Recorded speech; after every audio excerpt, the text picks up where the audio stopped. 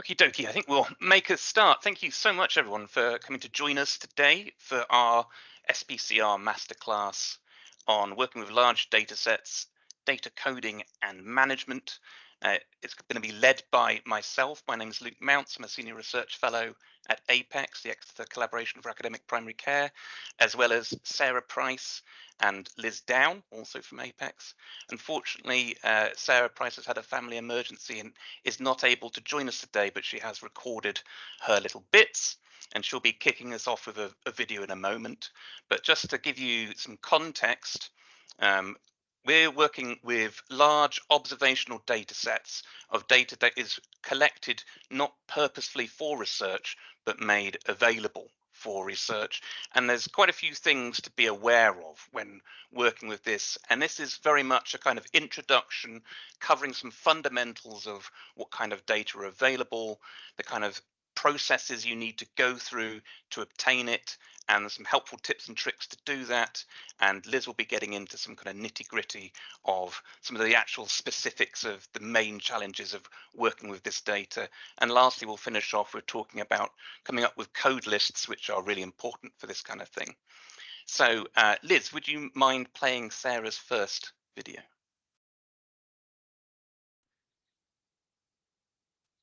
Hi, and welcome to this SPCR Masterclass on working with large data sets, data coding and management with me, Liz Down and Luke Mounce, all based at University of Exeter. So data sets and linkages then. There are a whole host of observational data sets out there that could be useful for us as researchers across primary and secondary care. And I would really urge you to have a look at the Health Data Resource Innovation Gateway. Don't worry to scrabble down the URLs here. We'll be sharing the slides. This gateway is set up as a sort of repository for researchers to find out about what observational data sets are out there for use in research. And I really recommend that you have a look. So far they've got information on nearly 850 data sets, which is just huge, and also links to nearly 200 useful courses and a whole host of other stuff. So it's really a fantastic resource, and it's all legit, and I thoroughly recommend that you have a look. Now, because there are so many data sets out there, we can't possibly go through them all, and we're going to focus in on one that we think will be useful to all of us as researchers in the School for Primary Care Research, and that is the Clinical Practice Research Datalink. Now, I'm sure lots of you are familiar with this, so apologies if this is teaching you stuff that you already know. But the Clinical Practice Research Datalink, or CPRD, is an absolutely massive, anonymized, longitudinal electronic healthcare records dataset.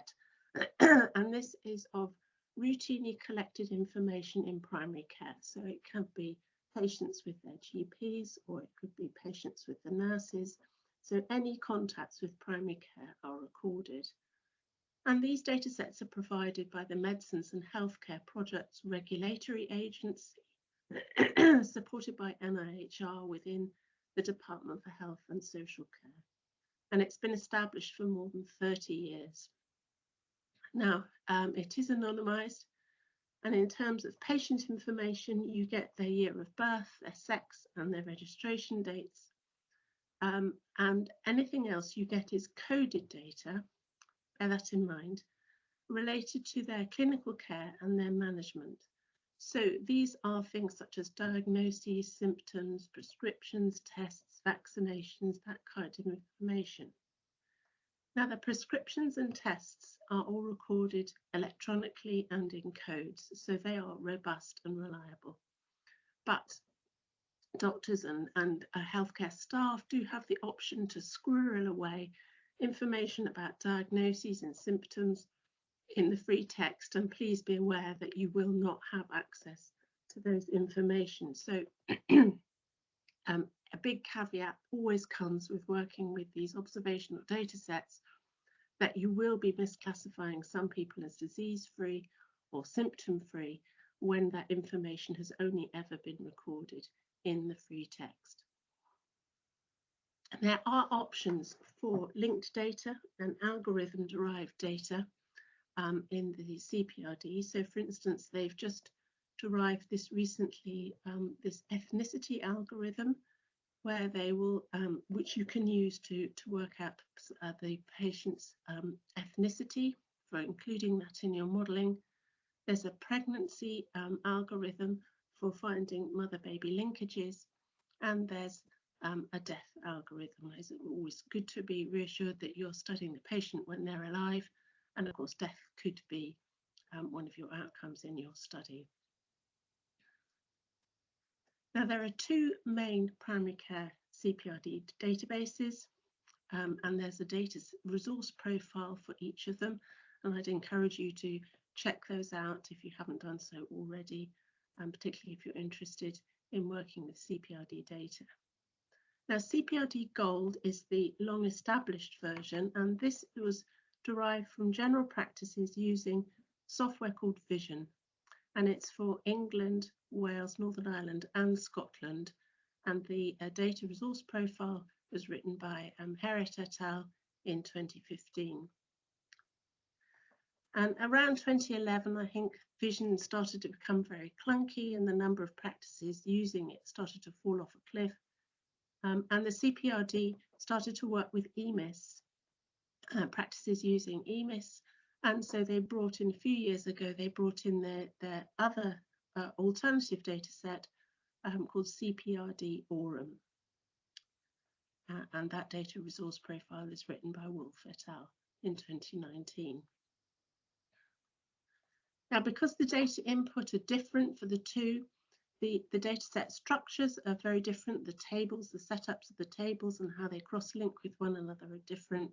And I would urge you to go to the CPRD website to look at the data set specifications for each. In terms of linkages, they're pretty brilliant actually with CPRD.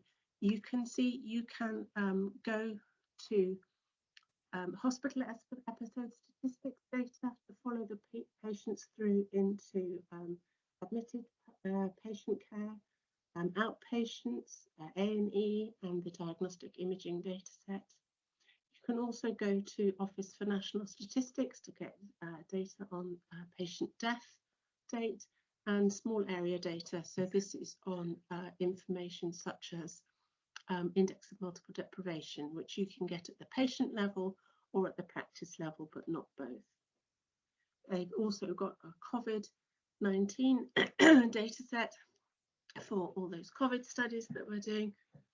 And this one we use a lot at Exeter is the cancer registry data, which is because cancer is there's mandatory reporting whenever a diagnosis is made to the registry in England. So this is an absolute gold standard data set for cancer diagnoses, cancer stage and other variables. And you can also get access to the radiotherapy data sets and to the chemotherapy data sets as well. Accessing CPRD data, there are two main licensing options. So if you're part of an institution such as here at University of Exeter that has got a multi-study license, the organisation will have direct access to the CPRD data via a nominated user or what's called a FOB holder. So I'm training up B1 here at Exeter at the moment. And the university pays a chunk of money over to the CPRD every year, and for that we get an unlimited number of downloads, all under this umbrella licensing agreement. If you're not part of a university that has that option, you apply for a single study dataset license. You also have to go through that route if you want something such as linked cancer registry data, even if you are at an institution with a multi-study license. And the procedure for the two is pretty much the same. You have to get approval from the CPRD as a client. You register for an account at the Electronic Research Applications Portal, or the ERAP. and you write and submit a research application. It's a very detailed protocol. It's actually very useful for a way of you thinking about how you're going to be structuring your study and working with the data. Now, in theory, the decision is made in about 4 weeks. And having gone through this procedure a lot and through REC as well, I'd say this is a lot easier than REC. Once you've had your protocol approved, and that acts as the ethics approval as well, you work to get your license agreement in place. So you will need to liaise with your university legal team. And then you need to agree the dataset specification with the CPRD, you pay over the money to them, and they extract the data for you. If you're going through the multi-study dataset license, it's pretty much the same, except, as I say, that the licensing agreement is already in place, and the FOB holder can extract the data for you. So some tips then. Training, the CPRD has got lots of training options on their website, and I recommend that you look at that. If you're a newbie to CPRD, I'd consider including an experienced CPRD researcher, a GP, and a statistician on your team, just to ease the process.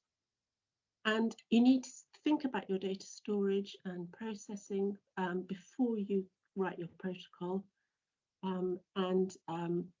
Finally, do make sure that you allow for the extra steps and extra delays in getting cancer registry data. I've now been part of 2 or 3 studies where the budget for the project has closed before the registry data has been received. So you need to bear that in mind when you're writing your grant applications and considering your Gantt chart and your timings. Now, the CPRD have said that they are changing that procedure and that it will speed up, but at the moment there's about an 18-month delay before approving your data and getting your study approved and getting the data.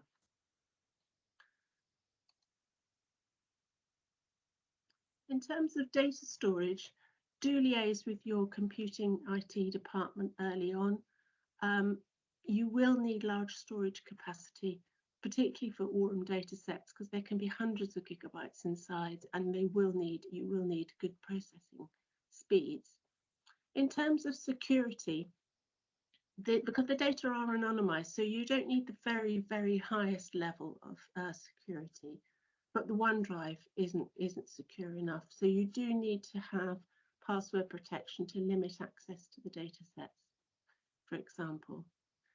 And the other thing is you will need to securely delete the data and provide evidence of this in a data destruction certificate once you've completed your study. So you need to work with IT to make sure that you are putting the raw data in a place where this can be achieved properly. Okay, thank you very much. So I'm going to stop there and then hand over to Luke. Magic. Right, Liz, if you wouldn't mind taking that down, and I will share my slides.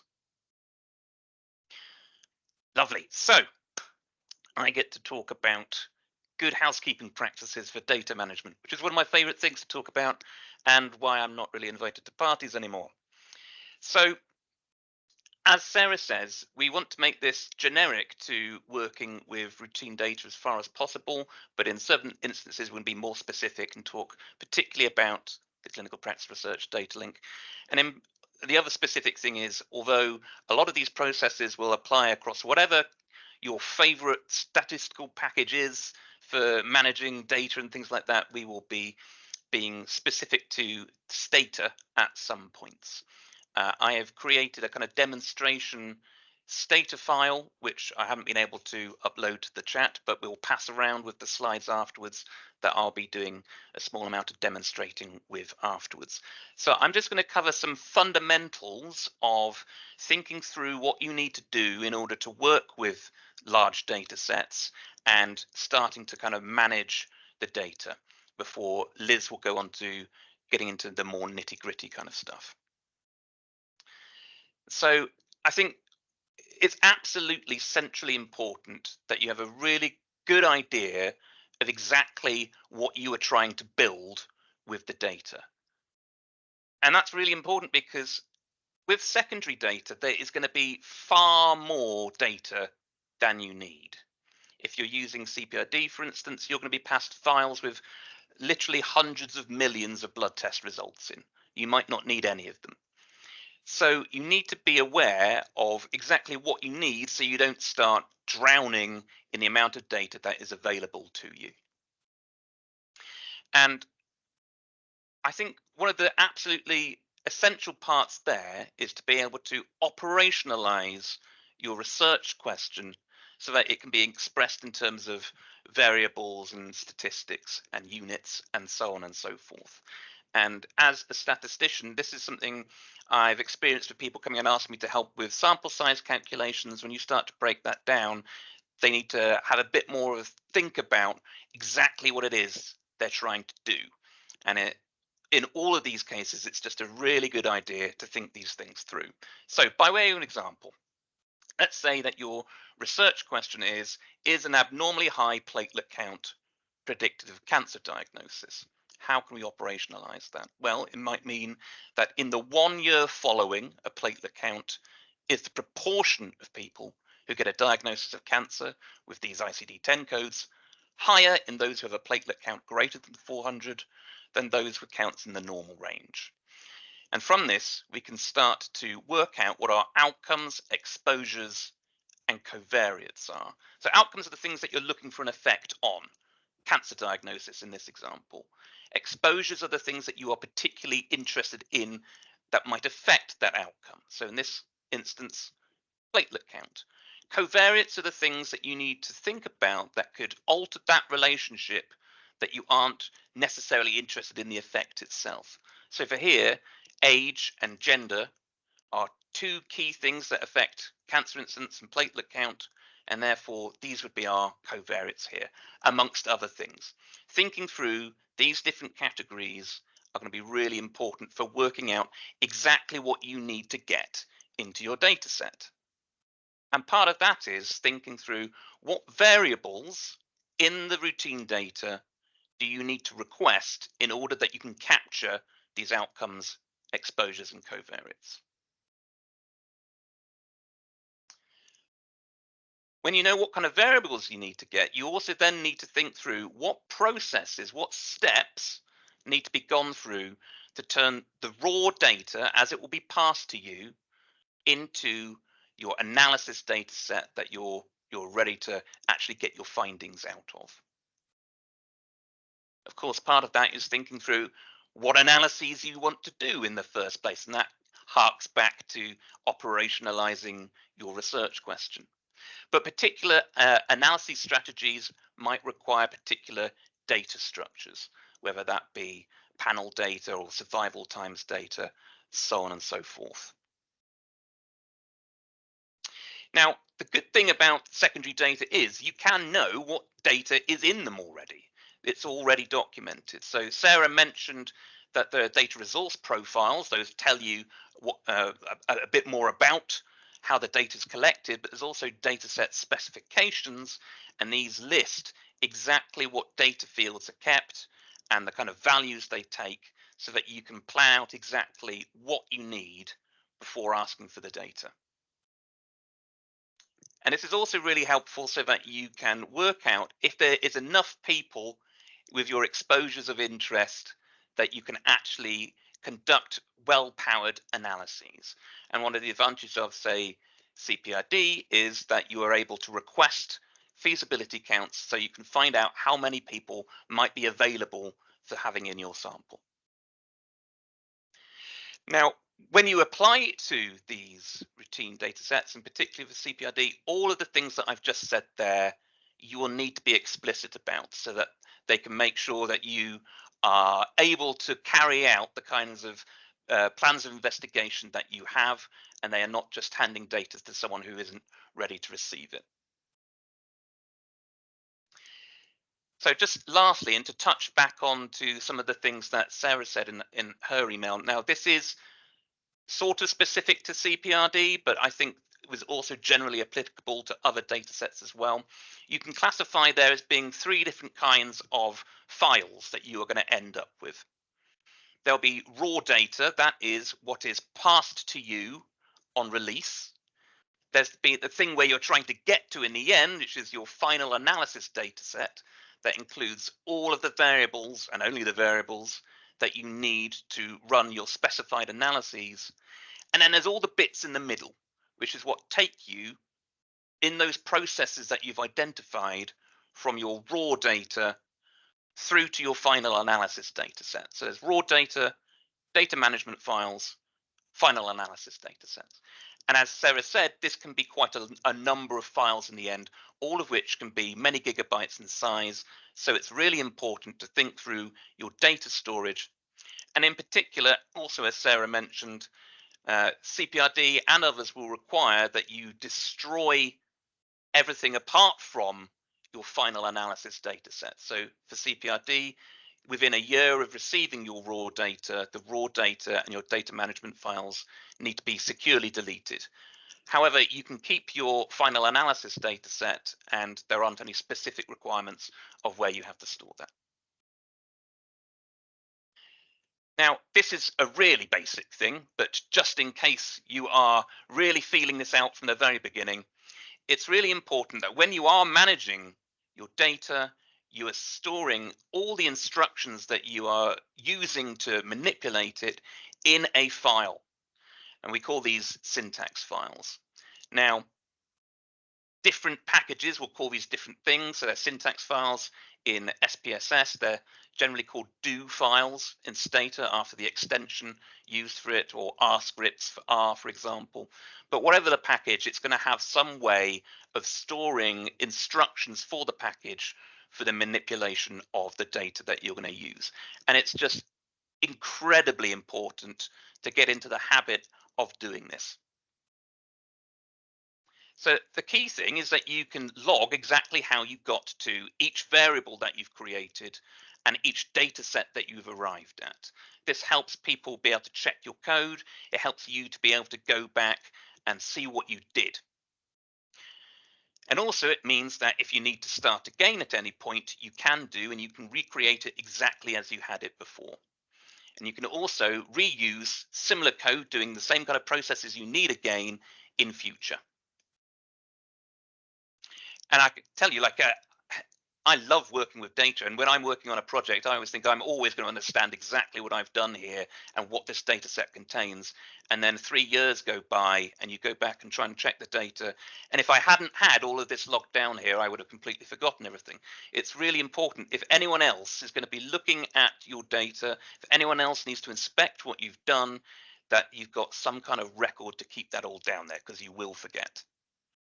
But borrowing someone else's syntax is a great way of learning new bits of code and new techniques and things like that. So if people have already done similar kinds of things, and especially if they've annotated it nicely, which is what we're going to move on to, then it's a really good way of you picking up some tips.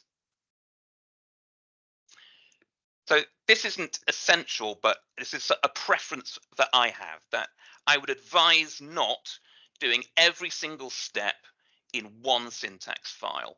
I would break it down into separate files to do distinct steps of data processing, and then have some kind of sensible way of ordering those files so you know what order to do them in. I think that means that if you need to work on a particular aspect of your data management, you know exactly where you need to go and what to do before and afterwards, without having a thousands and thousands and thousands of lines long bit of code that you are searching around for. So this isn't even a particularly neat example. This is just from my last project. It's not the best example ever, but it does demonstrate. I've got a numbered naming system here that orders through the kind of stages of processes that I want to go through for extracting raw data, manipulating it into different forms, and then finally crafting it into a final analysis data set.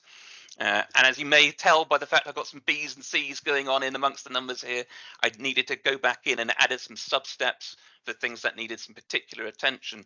But this means that I now know, if I want to alter a particular thing, exactly which file to go to, what needs to be done before that, what needs to be done after that.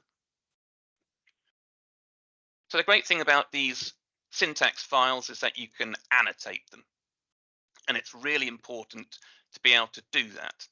So in Stata specifically, and this is probably the case in other stats packages, but Stata is one I'm most familiar with, not only can you annotate your do files, your syntax files, but you can add notes and labels to variables and to datasets. I will demonstrate that in a bit. So with a syntax file, I would say it's a really good idea to make it clear in the file exactly what the purpose of that file is, and to log the kind of key decisions made. So if you've made a particular methodological choice on how to categorize something, or in the way that you're going to manipulate the data, just have a log in the file saying exactly what decision was made there. And you might have this stored elsewhere, but it's really useful to have it for whoever's going to be looking through that file in future to understand what was going on in that file, what the commands in that file are there to do.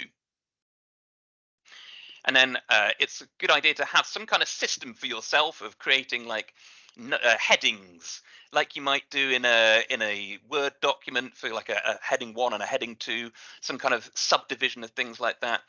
It's really helpful to work out for yourself some way of showing that in a file so that it's easy just by looking through it to see where the main steps are. And yeah, have a hierarchy for the subheadings. And then in Stata particularly, you can annotate individual lines of code to just remind you what's going on. I will show this in a bit. You can also post some of the output into these files if it's helpful to do so. So in terms of actual variables, there's a couple of things to say. There is a name that you give a variable, and then often you will be able to label particular values. So it might go from 1 to 5, but you are able to label those values to go from strongly disagree to strongly agree, or whatever it may be. So there's the naming of the variable, the labeling of the values that variable takes. You can often give the actual variable a fuller label, so it's not just a name but has a label associated with it. And then sometimes you're able to add notes onto that as well. Certainly you can in Stata. And doing all those things to various degrees can be helpful. Certainly I'd say that everything apart from notes is a really good idea to do there. And I'd only use notes if you had some like really fine-tuned descriptions you wanted to add. And data sets you can also label, and you can also add some extensive notes to if you want to do that, and you can fully describe exactly what this data set contains and how it was got there, and any methodological choices you've got, so that if at any point someone else is loading that data and didn't have your syntax file, there's still a record of what was done there. Okay, so next kind of big tip is try and keep everything clean. This is where it can really go wrong if mess starts creeping in. So what do I mean by that? Well, first off, as you start refining things, you might have made different decisions, written new files, and your old files might be in there with your new files, and it's confusing as to which one's which. So I would stick old files in an old file folder, like I've got at the top of my screen here, or bin them, depending on whether you think you're going to need them at all again. And the same for data sets. Don't keep around these kind of data set management data sets that aren't really required anymore, just in case they start getting in the way of things. So often when you are trying to go from your raw data to these variables that you want in your final analysis data set, there will be different variables created along that process, which I will call here intermediate variables. And you don't want to keep them all in that final data set. Just keep the endpoint that you needed, because those other variables are going to just clog things up and get confusing.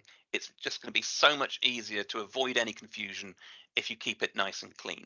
And the fact that you've got it all logged in your syntax files means that you can always go back through and regenerate any of those if you need to. So this is a very basic thing. Again, you can order the variables in your data set and you can sort the data by it. It's just a really useful way of making sure that everything is understandable and in a sensible order. Name everything clearly. And in here I'm talking about everything really. I would keep file names brief but descriptive. I have seen file names of like 30-40 characters. It's way too big, and it's just going to make things really difficult to find when you are searching through long file paths. So try and keep things clear, and use labels and notes for further elaboration. In big projects, I find it's a useful idea to create a file that I call a README that just says, we're going to go through these steps, create these data sets. You can find out where those data sets are stored here, the syntax files are stored here, boom, boom, boom, boom, boom, like a little library note to yourself of where everything is.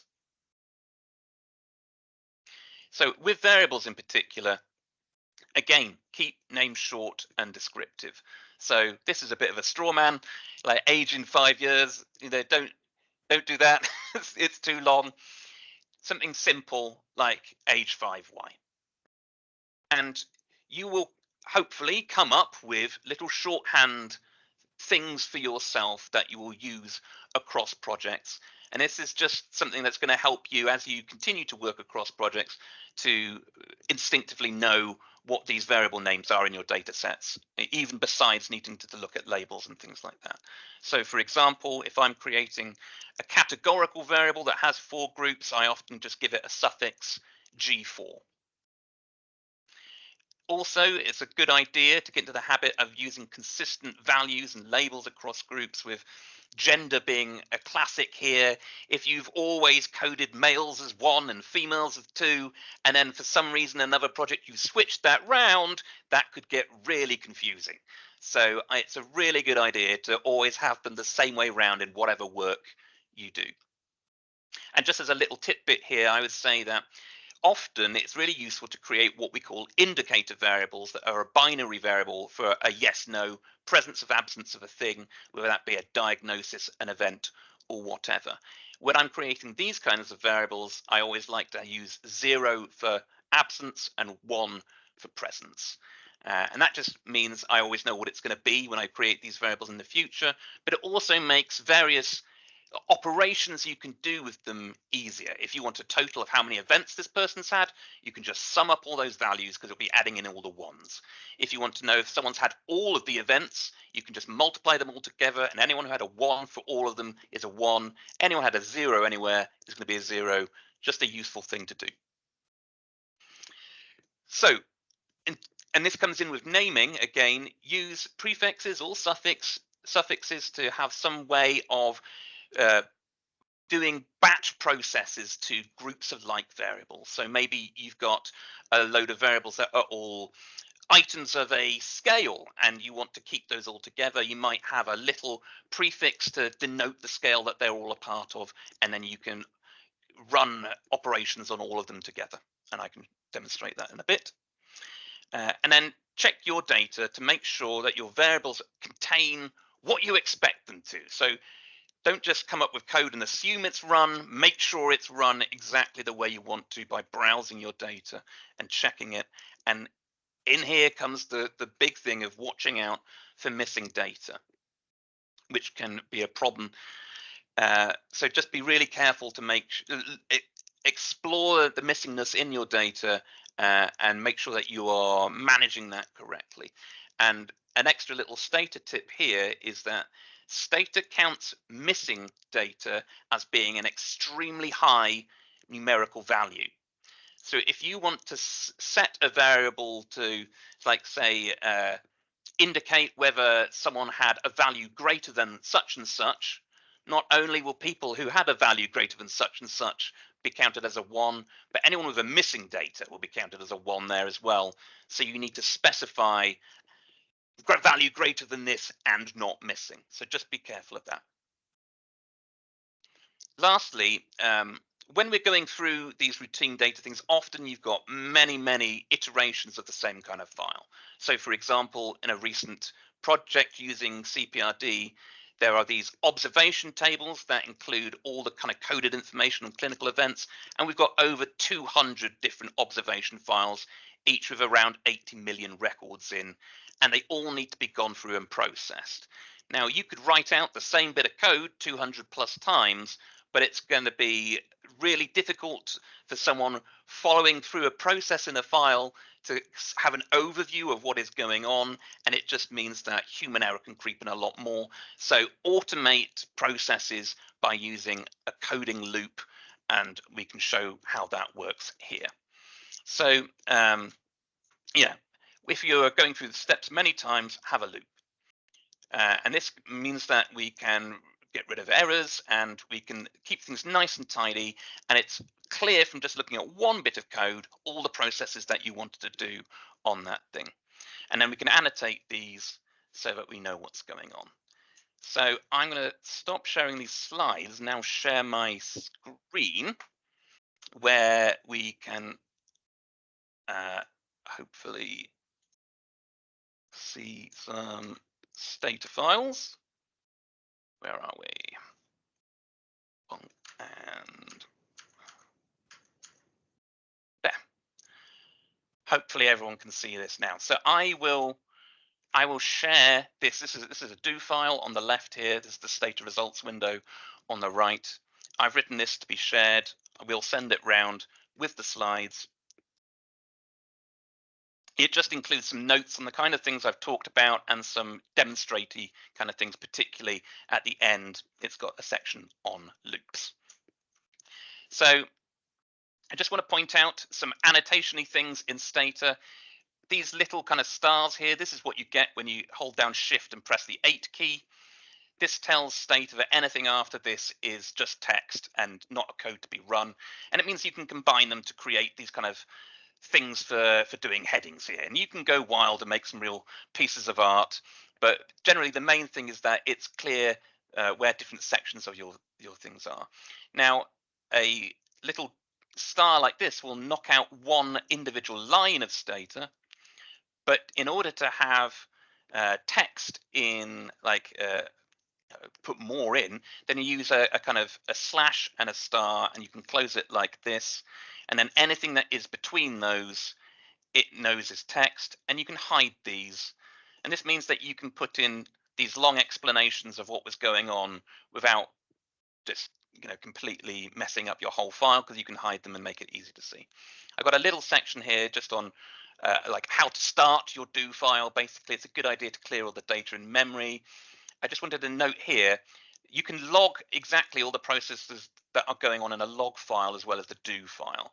So this will be a file that is showing exactly all the output that came from the commands you ran. And it's a good idea to shut down any old ones before you start a session. I just want to point out capture commands here. So if this wasn't here, it would say log close. And if there wasn't a log file open, the file would just stop at this point and produce an error. A capture command means if this is a relevant thing, do this, and if not, move on. So just a little tip there. So in terms of annotations, you've got various different things you can do. You can use these stars in order to create headings. You can use these double slashes here, and they tell Stata that anything to the right of these treat as text, and it means that you can annotate these different lines of code. So the things that aren't in green are things it will try and run, and the things that are in green are the things it knows are just text. And you can, as I can say, you can just hide these if you want to. So here's an example of me. This is my particular method for coming up with headings. I've got these like page dividers, if you will, for a big section, and then I like to use 4 or so stars as a kind of major heading, and then 2 as a minor. And it just means that you can look down and your eye follows where the major breaks are and what the different steps are here. So this little section just goes through how to add in little notes to your data set. So Web Use Census 3 here, this is just a like an inbuilt Stata data set that I've used to give an example. And hopefully you're seeing on the right here the results running. And now we can label the data set if we want to, and then we can add notes to the data set as well. So just to say with Stata, you don't need to highlight the whole line, just grab a little bit, click this arrow up here, it runs that line is now run there. And then we can add notes. And I would say Stata has really good help files. Just type help and then the name of the command. So if you typed help notes, it would bring up a file and everything to do here. And here I'm going to add 2 different notes to the data sets and 2 notes to the variable called state. Let me just give you a description of the data set here. And then we can recall these. If you want to know what you can see that the data set has notes, you can then find out what those are, and it numbers them down here. And again, for the state variable. There we go. Next is just this little bit of a demonstration of what I was saying about having suffixes or prefixes. So rather, you might have a huge number of variables that all do similar kinds of things that you want to treat in a certain way. So a lot of my research is around cancer diagnoses, and we're often dealing with 25 plus variables that denote each different site a cancer could be in. And I, for that, like to have a prefix I give to all those site indicators of CS underscore. And then if I use this little star, which is the same as you'd use for the annotations, this means a wild card, basically. So this particular line here tells Stata to put order all the variables that begin CS underscore at the end of the list of variables. Or you could do other things. For example, if you wanted to create a count of the number of different cancers someone had, I don't know why you would, but you could by running this kind of line here. Whereas rather than having to name out all 25 plus different cancer site variables, you just have CS underscore the wildcard and you're done. Finally, a brief thing on loops. It'd be a good idea if you do use Stata to familiarize yourself with this and just take a bit of time with the do file when it's sent around with the slides and have a bit of a play. You won't be able to run this first bit of code because this is specific to my data and you don't have the data, but it does give a bit more of a fleshed out example than I was able to provide with the other examples of exactly what it might look like. So here, this loop iterates round a particular thing, and the thing I've given it to iterate round here are numbers. So we use a for values command. You can I've called this I. You could call it whatever you like. You could call it Bob. I've called it I, and it basically says for each thing of I, go through the numbers 1 to 37 in turn. Now you'll then see that we need to use here we are. This might be hard to see, but you'll be able to get it from the file. There are these 2 little characters, and we put the thing that we've called I here in between that, and that will denote what it's going to be looping around. So in this, I said import data using this file name, and here is where our I between those 2 little things comes. So it's the loop will replace this little 3 characters here with this number of wherever it is at the time, and then run these different processes on it. So for this example, I had 37 different observation files from the CPRD. I wanted to import all the raw data, do some basic processing on it, for example, formatting things as dates, and then saving it in Stata format down here, and then erasing the data I no longer needed.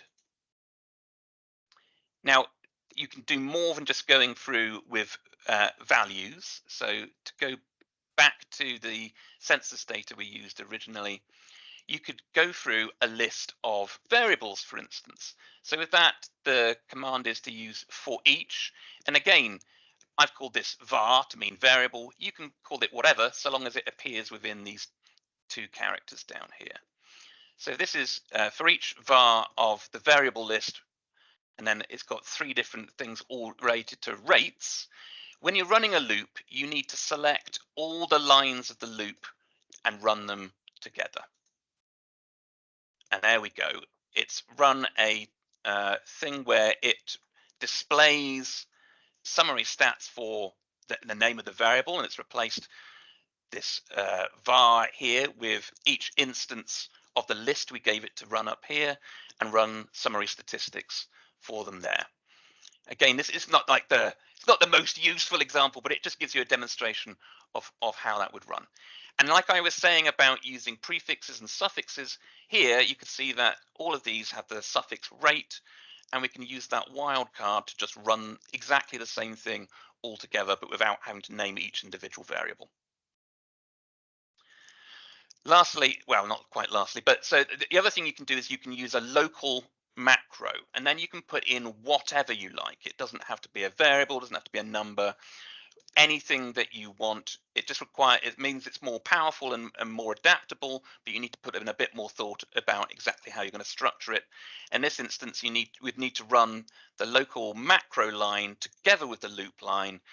Here I just created a list of some fruit, and it's just going to write those names down.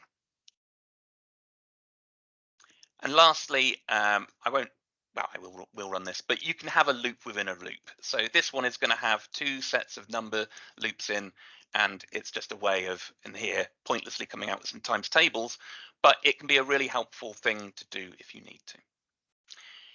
Anyway, hopefully that wasn't too baffling. As I say, if you're a Stata user, hopefully this file will be useful to you, and you might pick up some things that you can apply to your own work. And I'm going to pass on to Liz to go through some data management bits. Thanks, Luke. Just pull up my slides.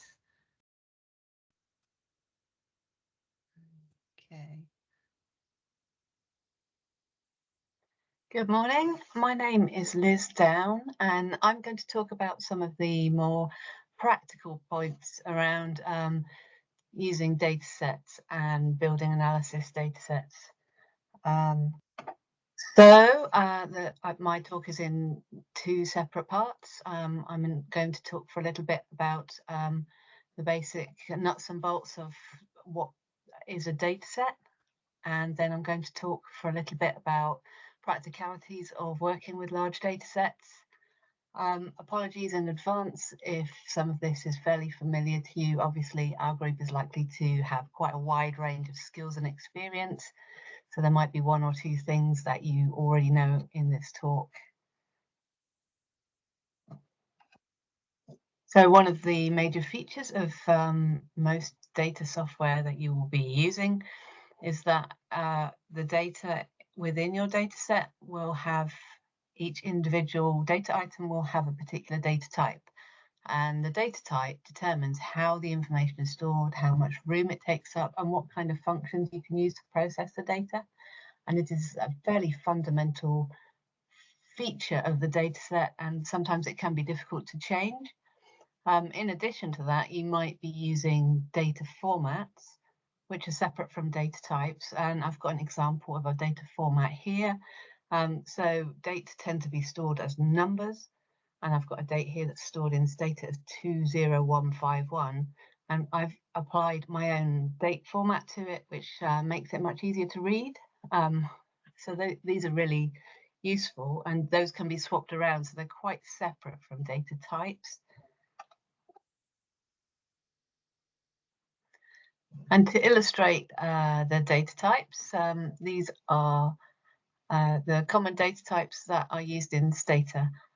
Different software has different data types, but they're normally broadly the same. They have different names. They might have slightly different capacities. So firstly, we have text information, which in Stata is stored as a string variable, which can be of different sizes depending on how long the string is. We have numbers with decimals, which Stata will store as either a float or a double. These have different sizes, so which one you use depends on how big your numbers are. And for example, the information that I have in my dataset that's stored as a float is blood test results, because that can have numbers after the decimal point. And crucially, for a lot of epidemiological work, the last category, which is numbers without decimals, and this includes dates and coded categories. So in Stata, we have 3 different formats: byte, integer, and long. And as you can see, they're different sizes, and which one you use depends on how many digits your numbers have. And yeah, so they are very different, and you obviously want to use the smallest one you can. And one of the reasons for bringing this up right now is because if anybody has come across, say, the CPRD documentation, you might have noticed that they say that if you have a patient ID or a medcode ID, it should be stored as a text variable. And the explanation for that is here. So if you can see in the green box, the CPRD or on patient ID can be up to 19 characters long, but the Stata long format can only store maximum 10 characters. So that means that obviously it's not big enough to store that ID. And if you try to store it as a number, you might have problems with that data set. You might not be able to use those IDs as they're supposed to. So there's just a heads up, really, that those kind of things can cause problems if you're not careful with them. And something that's fairly essential when you're building big, complicated data sets is to understand a little bit about record identifiers. So if you see this table, it's a fairly typical table you might get in a data set. It has data about patients. It will look fairly familiar to many of you, I'm sure. We have, in the left-hand side, we have a patient ID column. And as you can see, each row of this table is representing one patient, and each patient has a different patient ID. So this is unique for each patient. And this is a really important feature of datasets. This is, technically speaking, from a database point of view, this is called a primary key. And it's really important for linking to other tables, and you can also use it to check for duplicate records or other problems with the data set.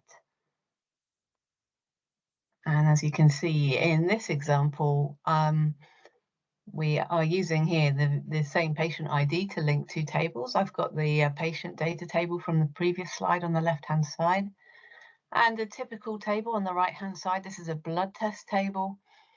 And the blood test table contains patient ID, but it's not unique for each row, as you can see. So if I try and link across the patient with the ID ending 327, I can see that actually for one record in the patient data table, I've got 3 records of a blood test. So we'd call this a one-to-many record linkage. And this is fairly common in epidemiological research. The other one that comes up quite often is a one-to-one linkage. For example, if I had a practice table, I might find one patient links to one GP practice. We also occasionally come across many-to-many linkages, which can be very complicated and difficult to deal with. So a lot of care is needed if you are finding yourself in a situation where you have a many-to-many linkage. And it's sometimes really useful to be able to use a dataset or a database diagram to be able to understand how the different tables are linked together. So this is an example of some of the tables from CPRD Aurum and how they link together. You can see the different fields that are linked together, mostly patient ID, but occasionally other fields. And as your dataset becomes more complex, it's really useful to have a record like this of exactly how those tables fit together. And you can use that as a reference then and part of your documentation, and to be able to share that with others. So now I'm going to talk about some of the more practical aspects of dataset manipulation. And this is an example of how I might go from raw CPRD data to an analysis table and the kind of steps that you might go through to do that. And I'm aware that this will be different for different analysis, but this is just an example of the kind of thing that I've done in the past. So if you can see from the top of the slide, we have a CPRD patient table and CPRD observation table. This is the kind of data that I've received from CPRD, so it will be in their format. It might have little quirks in it that I need to check out. So my first set of tasks would be to import that data. So I would need to check that the import had been successful and the data set is as expected, that you have the right number of records and the right number of variables. You know, when that kind of thing has gone wrong, there's a chance that either there has been a technical problem or that maybe something was missed before it was sent to me. And then I'd be having a look through each individual variable just to check that the data type looks good and the content is as I'm expecting, to see if there are any particular flaws in that data, anything that needs changing. And then on step 2, I'm looking at doing data manipulation. So this is where most of the work happens, really. So first of all, I'm going to do some data cleaning. I might then need to combine data from different tables, which is quite often required when you've got a lot of data. Recode variables, generate derived variables and summary variables, anything that you're going to need for your analysis. And this would generate then a large derived data set of all the kinds of things you might need when you're doing your analysis.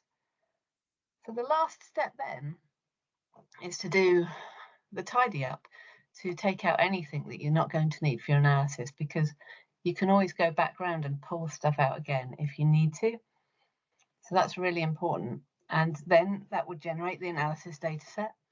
I think this is a slight oversimplification because obviously this is always an iterative process. I might run my analysis and then realize maybe I haven't done enough data cleaning, or maybe I need some more covariates.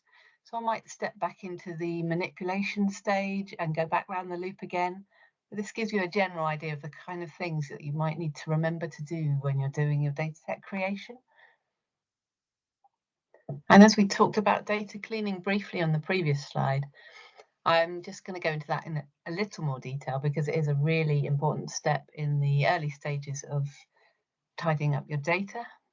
So generally, if you're checking data, although there are plenty of fancy methods out there, essentially there's only 2 things you need to do. If you have a variable with limited values, you're going to be creating tables of the variable values or cross-tabulating it with other values. If you have a variable that can take loads of different values, you might just be reviewing the highest and lowest and seeing whether they look reasonable. And the aim of this is that we are looking for errors, obvious things that are wrong, such as maybe having a date of death before the date of birth. You're looking for outliers, which may or may not be a problem. So extreme values, you know, in some cases might be likely to be errors, and in other cases they might just be interesting parts of the data set. And also it's useful to check out whether there are particular problems with missing values to see if that's going to be a problem for your analysis. And what you do about those problems that you identify depends on your research question and also how important that variable is for your research question. You might decide if it's a really important thing and you just don't know how to treat it, you might have to exclude that record.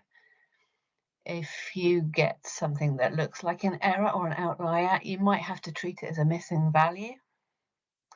If you have a lot of missing values, you might even have to turn them into a missing category so that you can deal with those in your models. And sometimes you might even investigate how it might be possible to replace the outlier or the missing value with a substitute, whether you've got other data in your data set that allows you to estimate the true value, or whether you might use something like multiple imputation to be able to replace that information. So as we are particularly talking about large data sets, often there can be problems in working with large data sets. They can be very slow to process when you're doing data cleaning or analysis. And there can also be problems with it crashing on certain commands or it being difficult to save the data. So I've just come up with some ideas of strategies you might be able to use to help get around some of those problems. So these are the data processing strategies. So these are ideas about, you know, things you might use in a day-to-day context to be able to improve how the code runs. So you can use efficient data formats. This is, as I talked about earlier, is about using the right data types for your data, ideally using the smallest one that's suitable to make the data set small.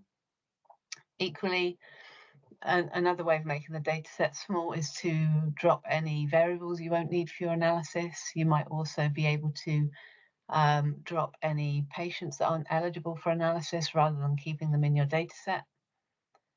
There's a lot of issues around code design. So often there's more than one way to achieve an end in terms of data processing or data cleaning. There might be different commands you can use or different code structures, such as looping constructs. So that's the thing to think about, you know, whether what is the best code to use for your particular software and for your particular data set. Sometimes there's more than one way to tackle things. And the last point here is that sometimes I've found that being very tidy with the data set, so making sure you sort the data among other things, can actually make commands run much more quickly. So it's always worth trying things like that if you're struggling with a command that is not running so well. And finally, there are obviously practicalities related to your technical setup. So it's important to think about which is the best software for you to use. I mean, there will be lots of personal and research group factors involved in that, but there are also going to be issues about how well your software is suited to the data you have and how quickly it will process the data. Data storage location is important because obviously if it's close to where the data is being processed, then you will have less problems. You won't have the slowdown related to data being moved and less problems with data corruptions if it doesn't have to move very far. But obviously that depends on data protection considerations, which will be different in different studies and different setups. And obviously, and fairly clearly, the last point on here is computer processing power. So if you're using your own machine, that will have its own limitations. You might be able to upgrade it a little, but often people will be using high performance computing clusters, which are available in many places nowadays. So that might also be an option. So that's me done. I hope that's been useful. Thanks very much for listening, and I'm really interested to know if we have any questions or feedback. Thanks, guys. I think we just have one more little bit from Sarah before we go on to comments, actually. I will find that now.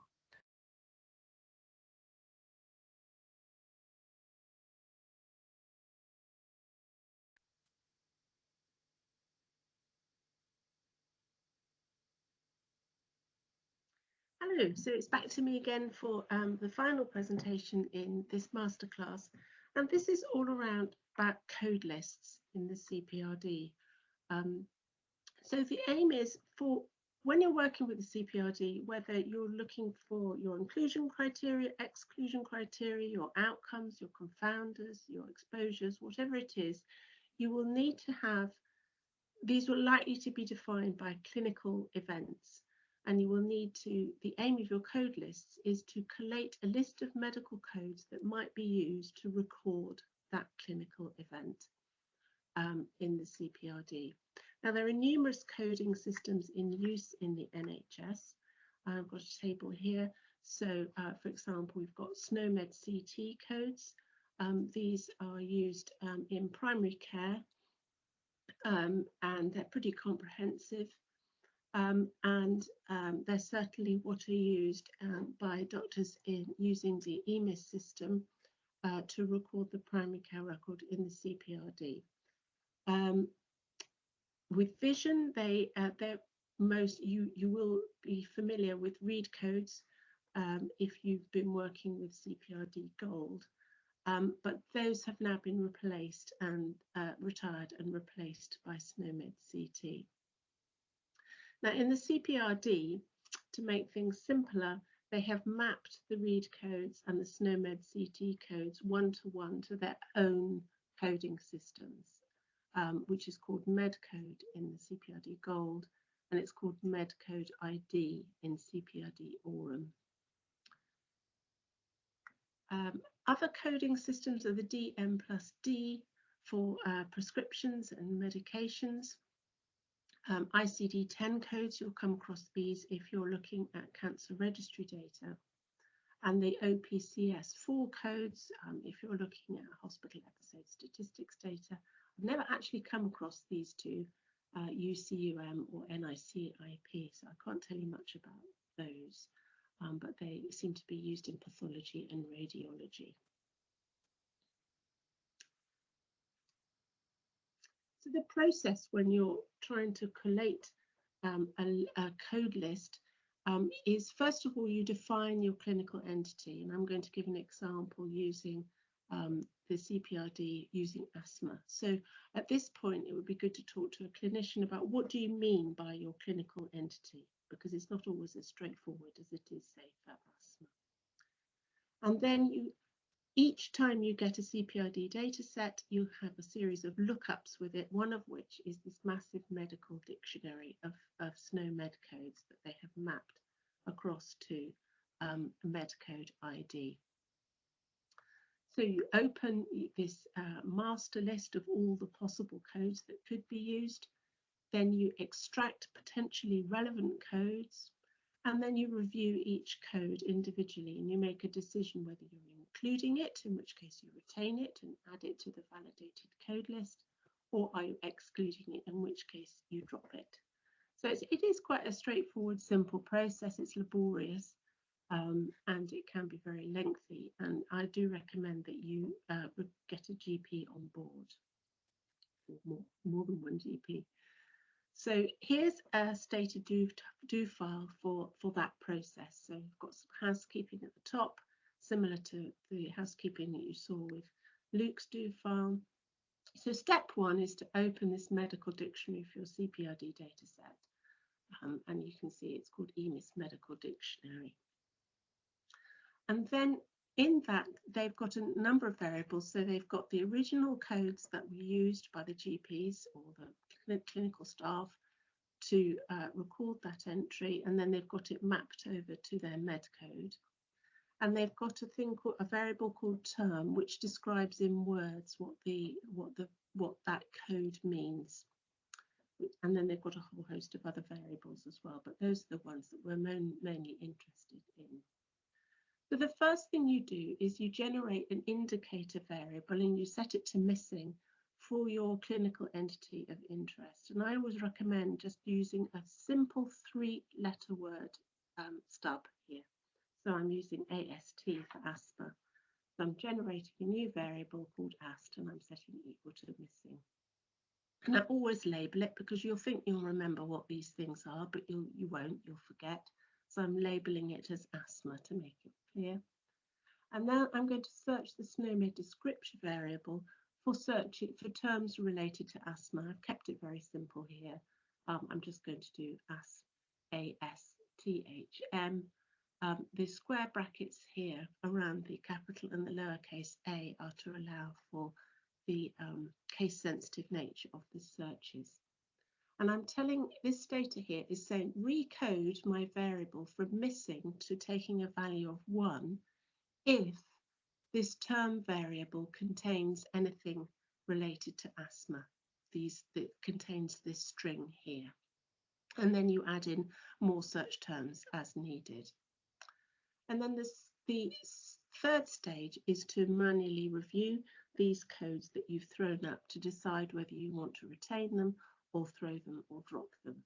You can do it manually. Well, you do it manually, but I would say it's best to document the decisions that you made in your do file, just for good practice and for auditing, so you can then go back and decide, be clear about what decisions you made. And I would ask for clinicians for help at this stage. So this line here just opens up a table of, allows you to inspect the data basically. And I'm going to be looking in at Medcode ID term, which is this description. And I'm only going to look at them for the ones for my potential codes, the ones where I've turned the value of AST variable to 1. So I'm not interested in whether somebody's got a family history of asthma. I want to know whether they've got asthma. So I'm going to recode my asthma variable back to missing if it contains family history. And also, I'm not going to, apparently there's a disease called cardiac asthma, which isn't asthma at all. It's something completely different. So I'm going to recode asthma back to missing if the term contains the word cardiac in there. This is obviously very truncated. There'll be a lot of decisions that you'll be making here. And then you want to retain the list of your potential and validated codes. So you keep only the ones where your AST variable is set to 1. And then keep the minimum variables that you need. So you just keep the Medcode ID, the term, and your indicator variable AST. You check for duplicates and you drop them, and then you save your output. And I save consistently. This has a tip here. Always have your 3-letter variable name in the file name for your library, and then underscore library or underscore lib, something like that. Because setting it up in this way will allow you to use a loop to batch process your searches for your code lists in a very, very efficient way. So for example, a CPRD Aurum dataset comes with literally hundreds of observational files that need to be searched. And you could have 30, 40, 50 of your code lists that you want to search. You're really going to want to do that manually, for each of your 40 or 50 libraries, for each of your hundreds and hundreds of observational files? I don't think so. But if you set it up in this way, you will be able to batch process and spit out your extracted variables from your observational files in a very, very efficient way. And in fact, I often just set it up, the code, and then leave it running overnight and come back in the morning to find that it's all been done. Okay, so that's it. Thank you very much for coming to the masterclass. We're going to stop the presentations now and hand over for questioning of any questions that you've got. Thank you.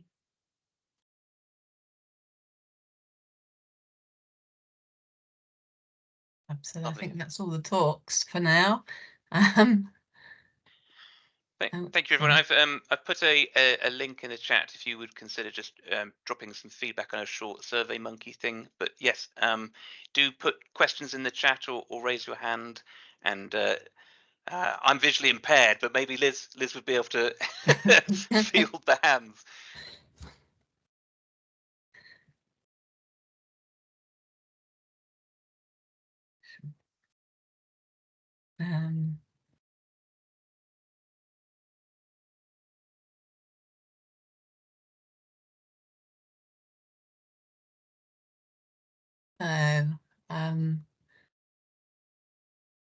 Let's see who.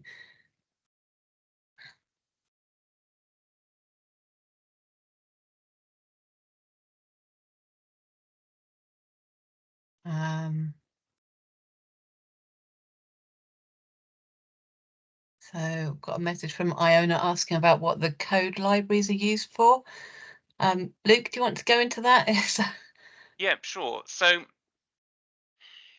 you're going to, in the clinical practice research Datalink, you're going to have these tables called observation tables that contain all the clinical codes for the different patients.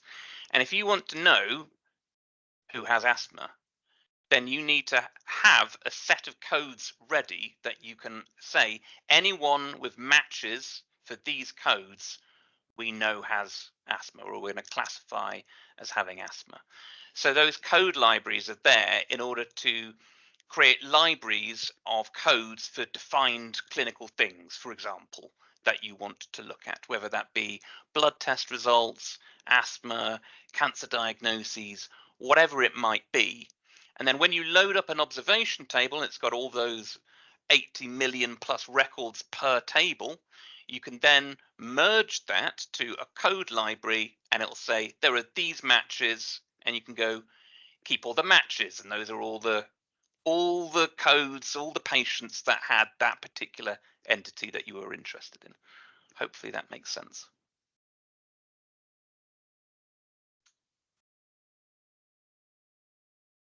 Hi there, Azam, do you have a question? I do, yeah, just a quick one. First of all, thank you very much for this morning. I found it really helpful, and then you sharing your actual syntax is really good for those of us who are still learning. But my question might seem like a really trivial thing, but I am curious.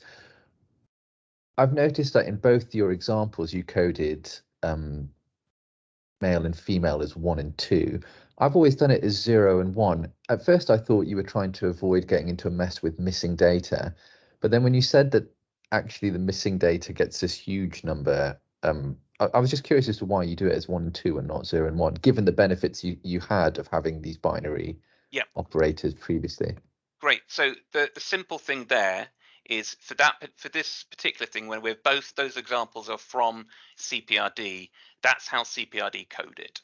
So the variable gender you get from CPRD will be coded as 1 or 2.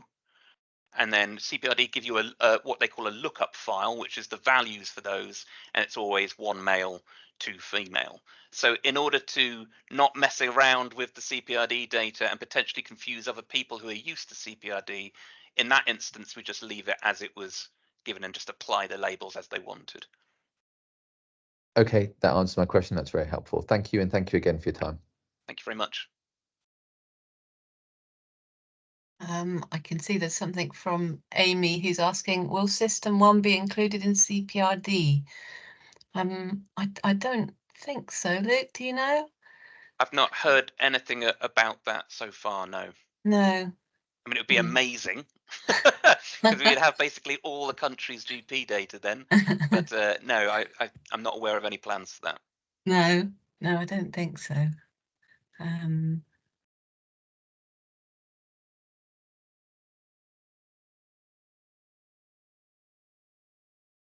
Okay.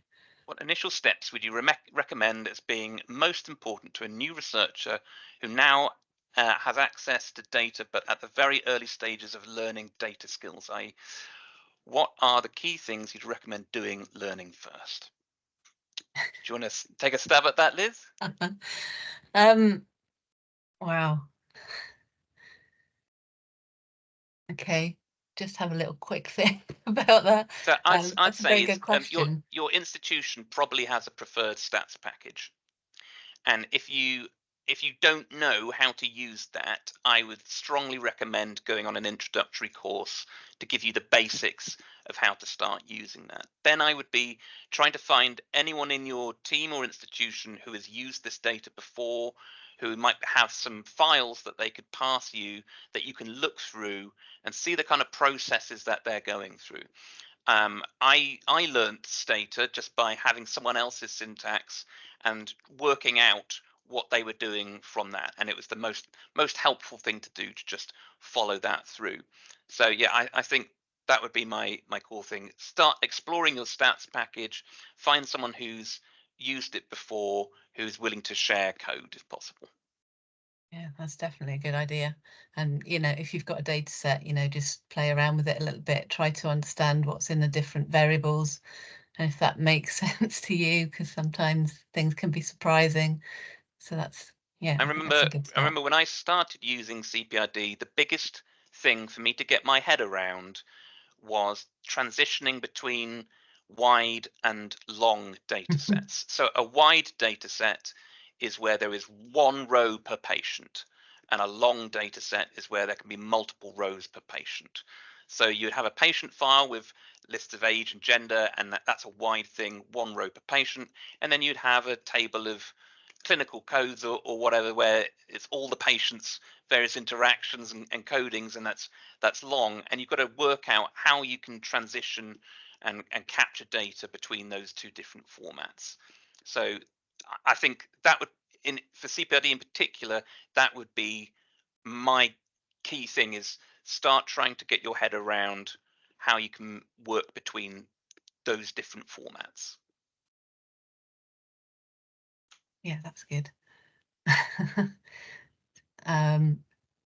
Just got this query, CPRD wide or long. So generally the patient tables just have one row per patient, so they're wide. But if you have things like the observations, where it's not clear how many observations you'll have per patient, those have to be in a long format.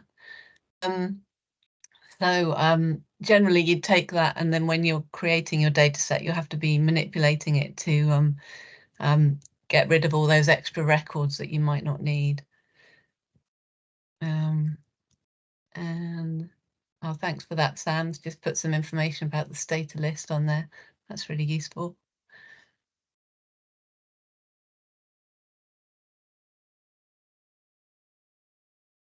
But yeah, a quick question about CPRD, whether it's wide or long. It's got different things. So the table with all the patient information in terms of demographics, that is a wide thing, one row per patient.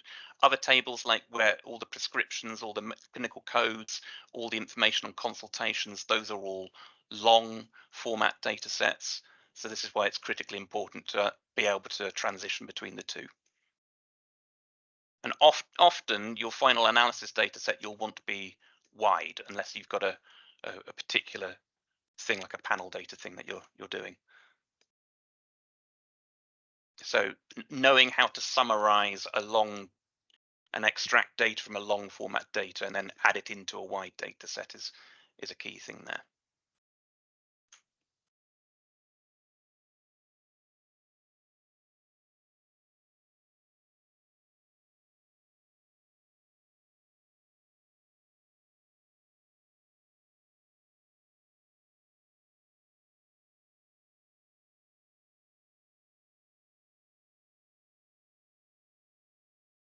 Great. Well, thank you very much, everybody. It's been really lovely to have so many people come and attend.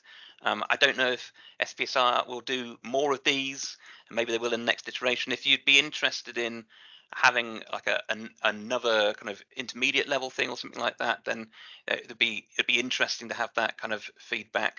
Let us know. Thanks, guys. Thank you, everyone.